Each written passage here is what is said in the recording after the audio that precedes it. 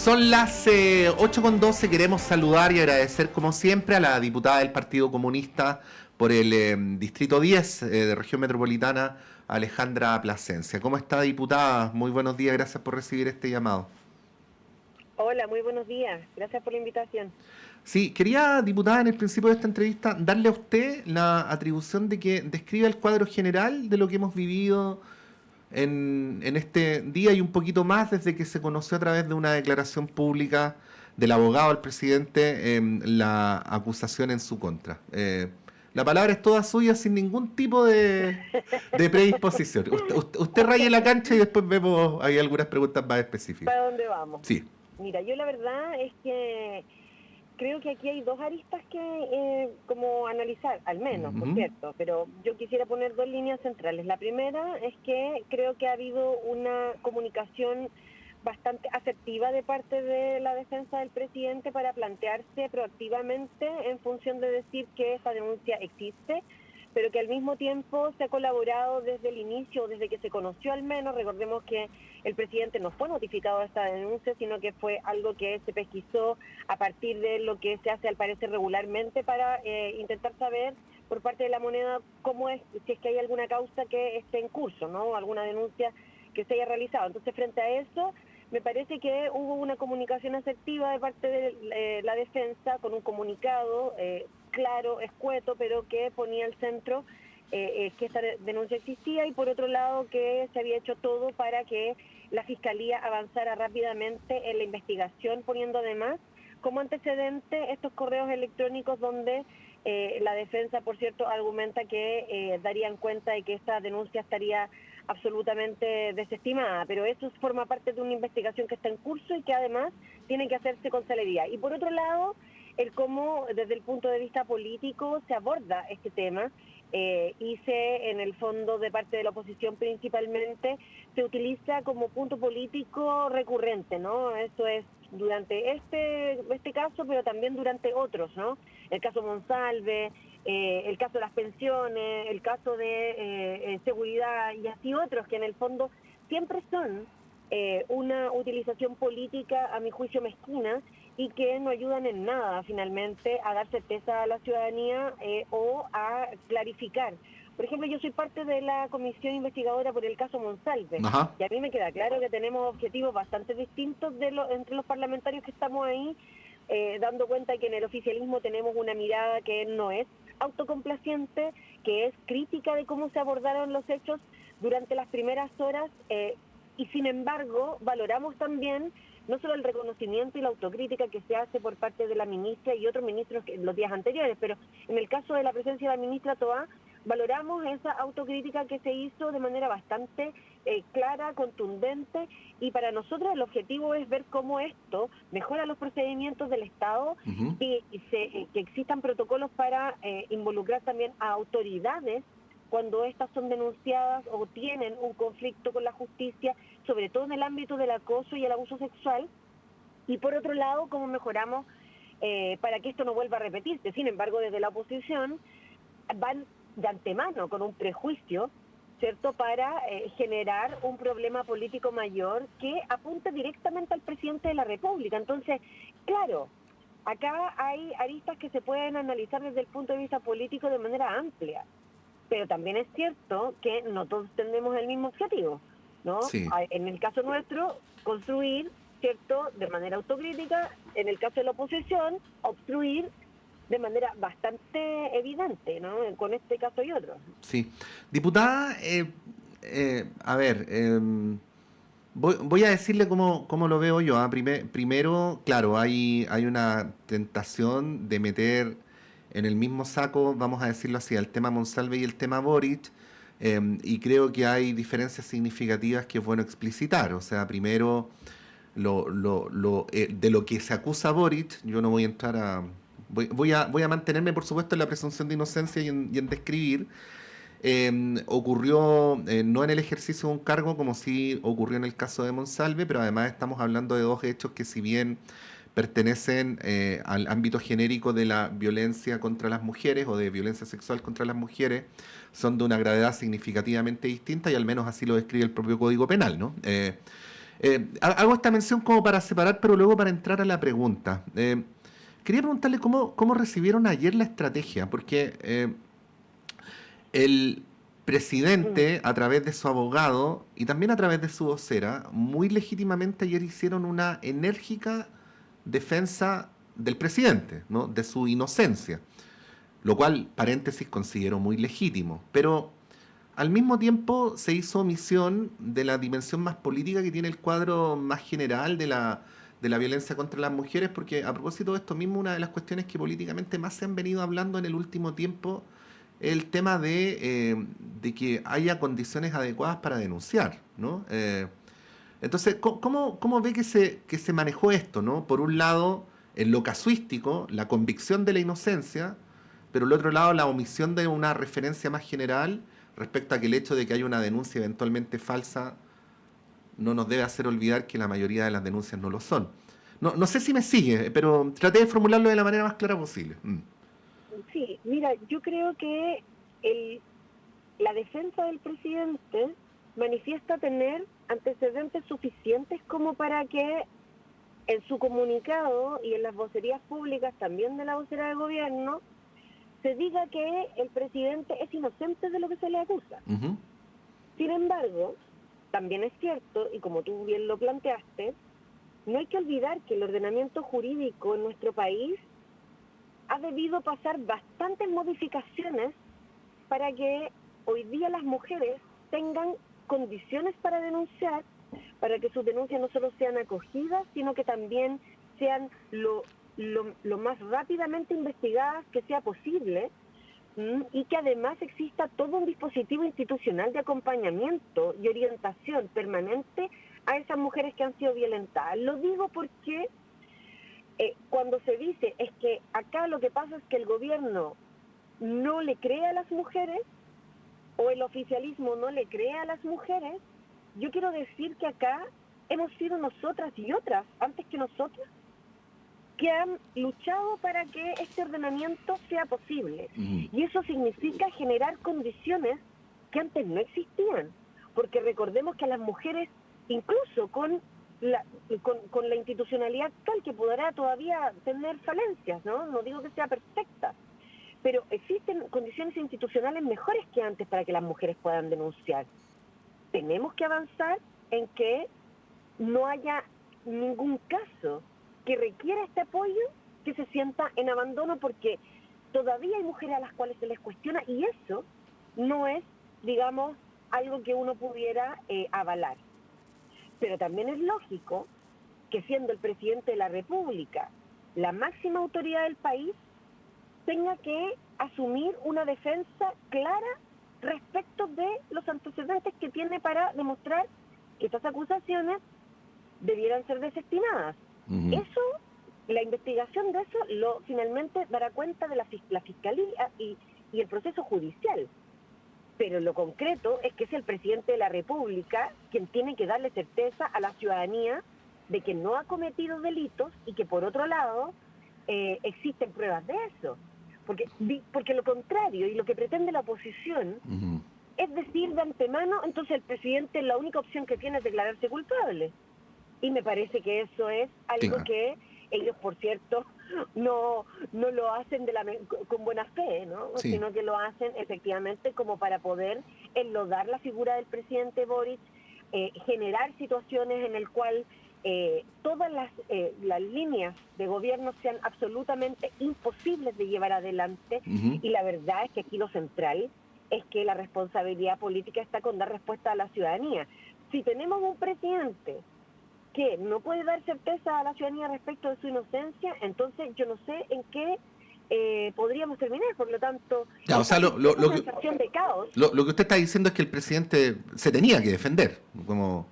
Pero por supuesto. Ya. Es que pero obviamente que se tiene que defender. Yo sé, diputada, que la pregunta es tonta, pero entiende que en el contexto en el que estamos hablando no es obvio lo que yo estoy preguntando, porque a propósito de lo mismo que usted escribía, pero déjeme llevarla a otro tema que creo que es muy interesante y que creo que como medio hemos dado prueba de que en estas cosas no tratamos de caricaturizar, sino de todo lo contrario, ¿no? De poder abrir y profundizar la discusión.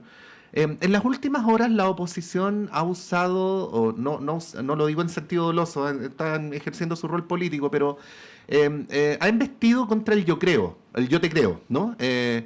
Y ha embestido no solamente en el aire, sino también como bandera política de las fuerzas que apoyan al oficialismo. Y esta mañana leía una columna de Carlos Peña y hay dos párrafos que le quería leer para que usted los pudiera comentar. El primero es, con un cierto simplismo propio de la época o de la edad que tenían, que es casi lo mismo, el presidente y las fuerzas que lo apoyan divulgaron un feminismo más o menos simplista para el que el hombre era siempre ex ante el villano y la mujer la víctima. Esa es una parte, ¿no?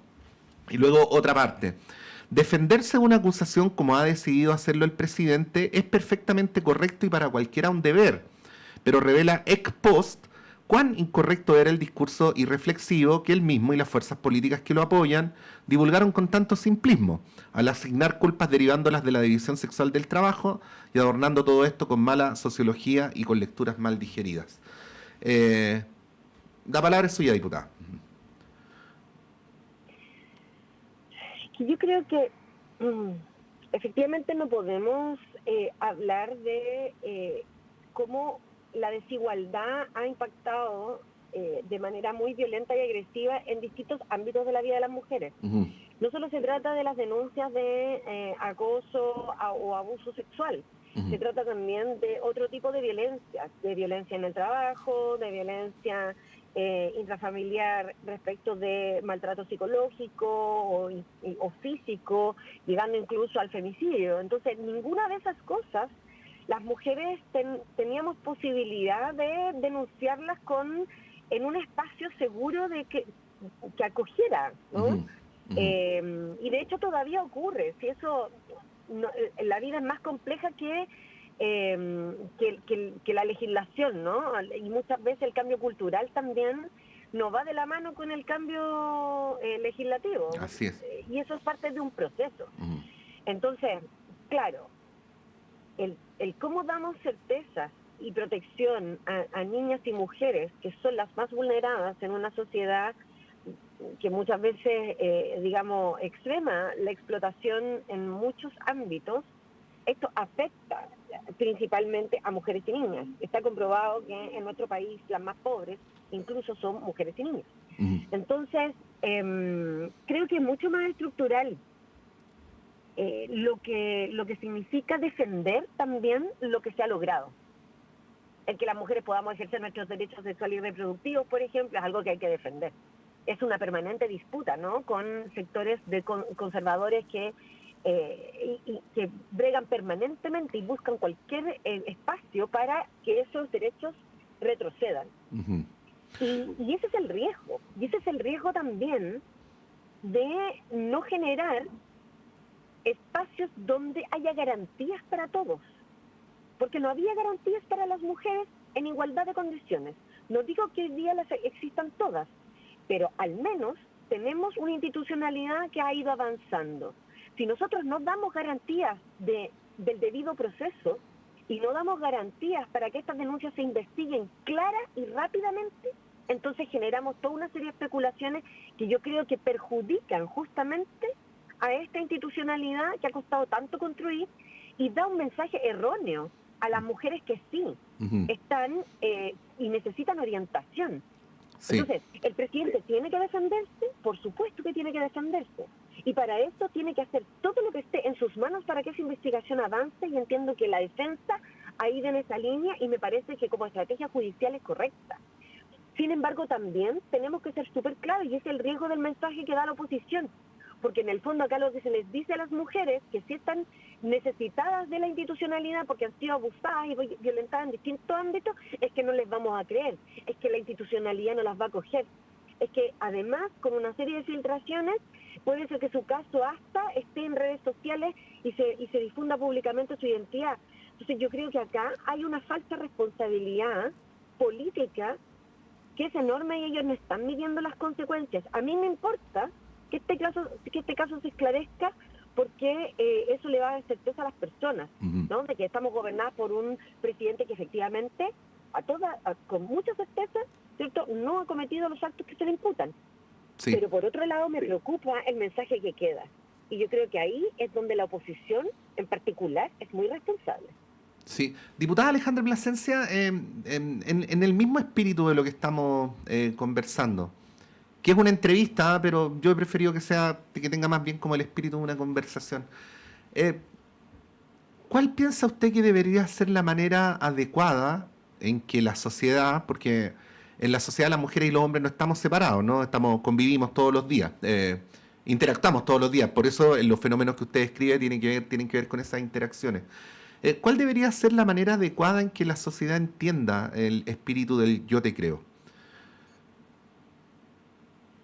Primero que se reconozca o no olvidemos que ha existido una desigualdad social, cultural, política, económica respecto de las mujeres. Uh-huh. Eso es así. El generar autonomía y que las mujeres podamos desarrollar nuestra vida plenamente tiene que ver también con las condiciones sociales en las que vivimos. Entonces, cuando el Estado de Chile logra garantizar esa condición de igualdad de derechos y de garantías tanto para hombres como para mujeres, entonces no podemos olvidar que esa ha sido una lucha de décadas, ¿no? Creo que finalmente hoy día lo que necesitamos es que no se tergiverse o no se intente desvirtuar perdón, que no se intente desvirtuar esta necesidad que ha sido histórica y que todavía, digamos, está en deuda, ¿no? Todavía faltan cosas por las cuales avanzar. Entonces, decir que se le cree a las mujeres es seguir fortaleciendo ese espacio, ¿no? Ese Uh-huh. espacio en el que el Estado les garantiza plenamente sus derechos y les da garantías también de protección que no ha tenido hasta ahora o que ha costado mucho ir construyendo. Entonces, cuando se pone en tela de juicio a las mujeres por querer denunciar o se les infunde temor por denunciar, yo creo que lo que hacemos es reforzar ese retroceso, ¿no? El que las mujeres tengamos que estar sometidas al espacio privado, en el que probablemente la contención no es toda la que se requiere o la que se necesita, en que las mujeres vivamos en permanente riesgo incluso de nuestras vidas, y que solo lo hacemos visible cuando, digamos, se dan situaciones más extremas, como el caso del femicidio, Sí. ¿no? Cuando se habla de femicidio, se habla del asesinato de género, ¿no?, a una mujer por su condición, pero se olvida muchas veces toda la violencia previa que a lo mejor esa mujer no logró canalizar ni por la cual recibir orientación, ¿no? Entonces creo que por eso es tan importante y es peligroso, ¿no?, que se ponga en tela de juicio ese derecho a las mujeres. Uh-huh. Pero también es cierto que nosotros no podemos hacer juicio previo del resultado de esas investigaciones. Ya, o sea, volvemos a la importancia de dar todas las garantías, no solamente institucionales, sino sociales a la denunciante, pero al mismo tiempo confiar en el debido proceso, vamos a decirlo así, ¿no? Por supuesto, porque de lo contrario también ponemos en tela de juicio las instituciones. Ajá. Por no dar la garantía en igualdad de derechos a todos. Y ahí es donde no es incompatible el que exista toda esta institucionalidad con la presunción de inocencia de quien es a quien se le están imputando, ¿no? Sí. Algunos delitos o falta en este caso. Sí, diputada, le quería preguntar si usted tiene opinión respecto, porque ayer se conocieron los chats, ¿no? Aparecieron en varios medios, o los correos, ¿no? El contenido de los correos. Yo comunicacionalmente lo entiendo porque si había, digo, en el plano mediático, que siempre opera en paralelo al investigativo, ¿no? Si había dudas de si el presidente incurrió o no en acoso sexual, con la difusión pública de estos correos, para muchos esa duda quedó más o menos despejada, ¿no? Pero bueno, este fue un acto de, digo yo, no se me ocurre otra hipótesis, ¿no? Fue el propio, no sé si decir, el gobierno o la moneda, no sé cómo llamarlo, quienes entregaron estos chats o estos correos a los medios, porque no se me ocurre quién más podría haberlo hecho, ¿no?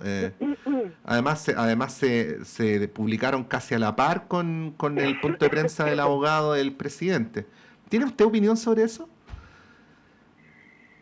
Tengo una opinión que la verdad es una opinión bastante, o sea, que tiene que ver más bien con el tratamiento de este tema, ¿no? Ujú, Yo no sé quién puede haber difundido los correos a los medios de comunicación, ¿ya? ujú, No puedo hacer una afirmación de quién y en qué y a qué medio, ¿no? ujú, Porque también circularon por redes sociales. A mí me llama mucho la atención la cantidad de filtraciones de investigaciones que son reservadas. ujú. Eso es, no solo lo digo ahora con este caso, sino que lo digo también en el caso de Monsalve y otros casos, ¿no? Entonces, que el tratamiento público de información de investigaciones reservadas creo que tampoco ayuda mucho a dar buenas señales y de garantías de protección a denuncias que son graves, ¿no? Y para las cuales, además, siendo honesta, creo que se puede dar cuenta comunicacionalmente de la gravedad de los hechos sin ser tan explícitos en algunos de los relatos o sin citar de manera explícita algunas de las cosas que se plantean en estas Sí, comunicaciones. sí. Lo digo porque creo que es importante conocer la gravedad de los hechos, pero no siempre es necesario dar todos los detalles porque hay información sensible ahí. Ya, pero hay dos ¿No? cosas y con esto cerramos, diputada, en honor al tiempo, porque tenía ganas de seguir conversando con usted, lo confieso, pero hay dos cosas, ¿no? Primero, la responsabilidad de los medios, que es un punto y aparte, ¿no? No lo digo para quedar bien, pero nosotros tomamos la decisión No, claro, de sí, no en el publicar el fondo la necesidad de contenido. informar. Claro, nosotros tomamos la decisión de no publicar el contenido de estos correos, ¿no? Es una decisión, así como otros tomaron la decisión Claro. de publicarlo. Pero el precedente peligroso, porque mi hipótesis es la siguiente: cuando en todos estos casos de connotación pública la materia de investigación se publica en los medios, mi hipótesis es que el móvil, la razón por la cual se hace es porque se supone que ganar la batalla mediática primero, porque siempre la batalla mediática ocurre antes que el proceso judicial, genera las condiciones para ganar el proceso judicial después, ¿no? Eso es lo que a mí me preocupa y era lo que le quería comentar. Sí. Sí, yo creo Porque que si el país se forma una opinión sobre algo que todavía se está investigando, es muy difícil que, o sea, es imposible que eso no incida de alguna manera en el proceso. No sé si me explico. ¿Mm? Mire, es que yo creo que estamos en una vorágine bien compleja, porque hay una cantidad de, digamos, información falsa que se hace correr por redes sociales y que incluso reproducen algunos medios de comunicación, amplificando por la cantidad de personas a las que llegan o generando titulares que son confusos, en el fondo colaborando con la desinformación y sumado a eso, una oposición irreflexiva, yo diría bastante irracional, que lo único que hace en el fondo es intentar golpear al gobierno. Yo creo que efectivamente es razonable pensar que se necesita tener un aparataje comunicacional robusto para contrarrestar aquello, ¿no? Ujú. Creo que eso es importante de visualizarlo, pero también al mismo tiempo la pregunta es hasta dónde o hasta cuándo vamos a aumentar la intensidad del debate en esta lógica.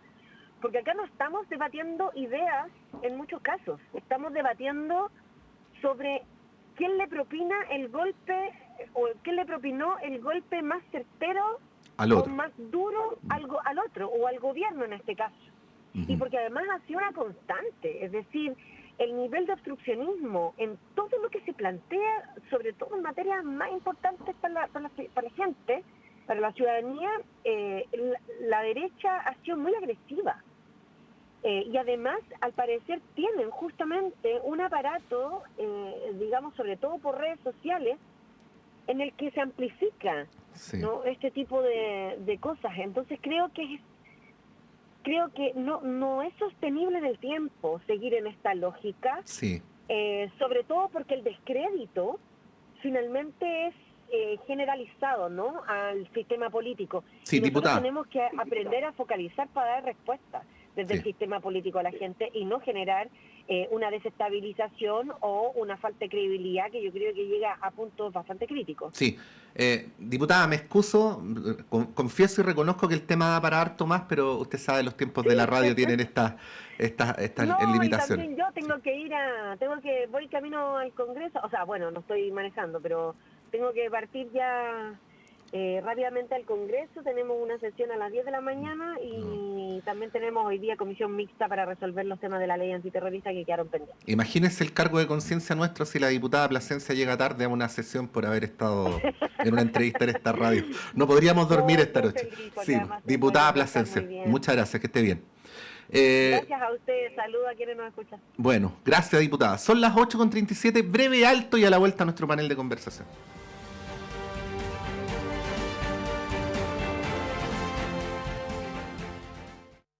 La clase de marketing digital de hoy tendrá